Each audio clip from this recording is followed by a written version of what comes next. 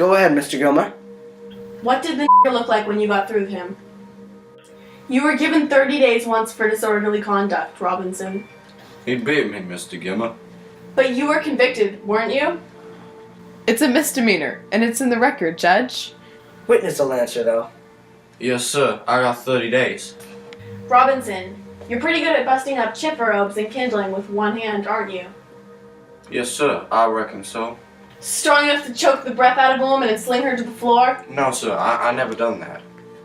Long time, hadn't you, boy? No, I never looked at it. You were mighty polite to do all the hauling and chopping for her, weren't you, boy? I was just trying to help her out. Sir. That was mighty generous of you. You had chores at home after your regular work, didn't you?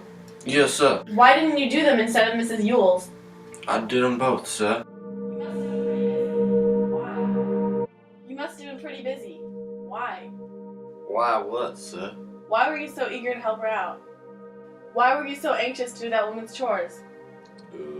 Why were you so anxious to do that woman's chores? Looked like she had nobody to help her, like I says. With Mr. Yule and 7 children on the place? It looked like they'd never help her none. You're a mighty good fellow, it seems. Did all this for not 1 penny? Yes, sir, I felt right sorry for her. She seemed to try more than the rest of them. You felt sorry for her? You felt sorry for her. Now you went by the house as usual, last November 21st. And then she asked you to come in and bust up a chipper robe. No, sir. Now, you went by the house as usual, last November 21st, and then she asked you to come in and bust up a chipper robe? No, sir. She said she has something for me to do inside the house. She said she asked you to bust up a chipper robe. Is that right? No, sir. It ain't. Then you say she's lying, boy? I don't say she's lying, Mr. Gilmer. I say she's mistaken in her mind. Didn't Mr. Yule run you off the place, boy? No, sir. I don't think he did. Don't think. What do you mean?